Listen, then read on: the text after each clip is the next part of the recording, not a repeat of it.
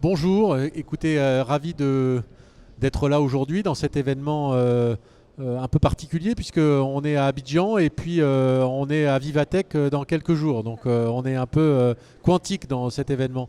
Je suis avec Laurine et Omar. Alors peut-être je vais vous laisser vous présenter. Laurine. Enchantée. Merci. Donc, je suis Laurine Questiolson, franco-ivoirienne, et je suis fondatrice d'une société qui s'appelle Birimian Ventures, une société d'investissement dédiée à l'accompagnement opérationnel, stratégique et financier de marques de luxe et premium d'origine africaine. Super, merci. Et Omar. Bonjour, je suis Omar Cissé, serial entrepreneur, copromoteur de 2SI, copromoteur de Teranga Capital, un fonds d'investissement basé au Sénégal, dirigé le premier incubateur CETIC Dakar et aujourd'hui je dirige InTouch Group qui est une fintech qui est présente dans 10 pays en Afrique. Super. Alors vous êtes des spécialistes de la tech africaine. Moi j'ai eu la chance de passer juste quelques jours après plusieurs années sans être revenu. J'ai trouvé que ça avait beaucoup bougé. Donc est-ce que vous pouvez me dire l'un et l'autre un peu qu'est-ce qui a bougé justement dans la tech africaine? Et puis on parlera après peut-être de qu'est-ce qu'il faudrait faire pour passer une étape supplémentaire. Bien sûr, alors je vais m'essayer à deux secteurs qui sont mes secteurs, je dirais, de prédilection. D'abord, premièrement, le secteur financier. Ce qui a bougé, c'est véritablement ces sauts technologiques. Donc effectivement, dans tout ce qui est mobile, l'Afrique a été en avant et a mis en place des services financiers par le mobile. Et aujourd'hui, il y a une accélération de tous ces services-là, avec des vraies banques mobiles qui ont des capacités de collecte d'épargne dans des endroits profondément reculés. Et donc en fait, ce qui est passionnant avec la tech africaine, c'est qu'elle s'adapte finalement aux contraintes auxquelles nous faisons face. Et le deuxième secteur, qui pour moi est totalement aussi impressionnant, c'est celui de la créativité, puisqu'aujourd'hui, l'Afrique montre l'exemple en étant le continent qui a créé le premier, ce qu'on appelle des DNVB, Digital Native Vertical Brand, qui sont des marques qui n'existent que par le digital et qui ont des réseaux de distribution essentiellement digitaux. Et aujourd'hui, on voit ces phénomènes, on les observe en France et en Europe depuis quelques années. L'Afrique les a créés, ces DNVB, il y a une dizaine d'années. D'ailleurs, nous étions sur ce plateau avec la première DNVB africaine, qui était Losa Maléambo, et qui existe depuis une dizaine d'années. Et c'est ça, fondamentalement, ce qu'il y a de nouveau sur la tech africaine. Et j'ai vu hier un projet justement d'une DNVB de produits africains qui se vendent en Europe ou aux États-Unis. Et donc on voit bien ce pont où effectivement le digital permet de montrer le meilleur de la créativité et de profiter des marchés occidentaux. Et voilà. Absolument. Omar, peut-être toi avec ton expérience. Je pense que ce qu'on voit beaucoup, en tout cas dans le domaine que je connais très bien, qui est le domaine de la fintech, c'est toute une structuration de l'écosystème qui est en train de s'opérer. En Afrique, on a vu à un moment donné un boom dans la formation parce que pour moi, ça part de là, les ressources humaines. On allait beaucoup se former à l'étranger. De plus en plus, on a vu des écoles se créer et donc accueillir même d'autres qui viendraient d'autres régions. Dans un pays comme le Sénégal, on accueille des Marocains et autres, par exemple, dans cette formation. Et on a vu par la suite beaucoup de structures d'accompagnement se créer. On parle de coworking space, on parle d'incubateurs, on parle d'accélérateurs, beaucoup qui ont fait que beaucoup de startups sont nées.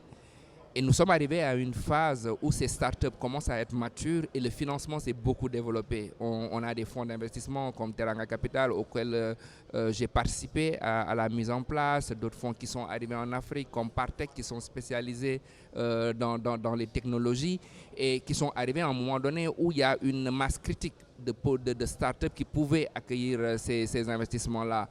Vous n'êtes pas sans savoir que pas plus tard que dans 2020, nous avons pu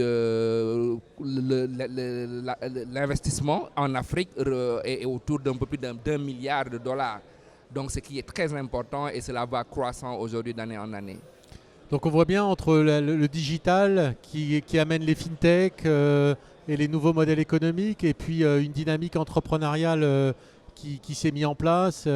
On sent bien effectivement la nécessité je trouve, d'aller encore plus loin dans les fonds d'investissement qui vont pouvoir permettre de faire grandir et d'une certaine façon cet événement aujourd'hui c'est aussi le début d'une dynamique pour faire grandir encore l'écosystème des investisseurs.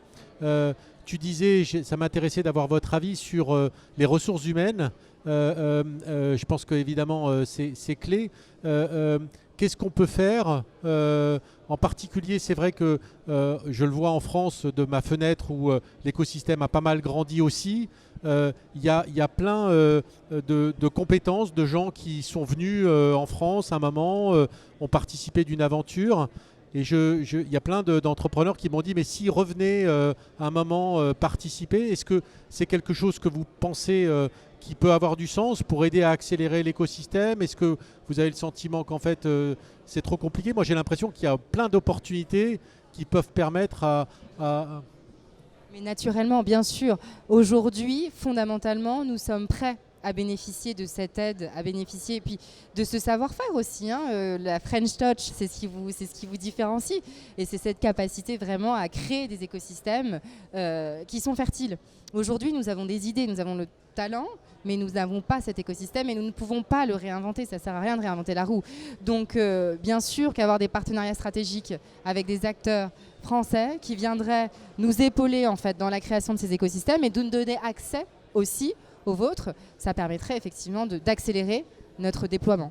Tout à fait. Et moi, dans mon esprit, c'était vraiment aussi des gens, des Ivoiriens qui sont venus à un moment pour leur parcours en France, participer d'une vie et leur dire, mais en fait, en Côte d'Ivoire, vous avez au Sénégal, au Maroc, vous avez aujourd'hui toutes les opportunités, peut-être même encore avec plus de potentiel, parce que c'est devenu très compétitif en France et en Europe.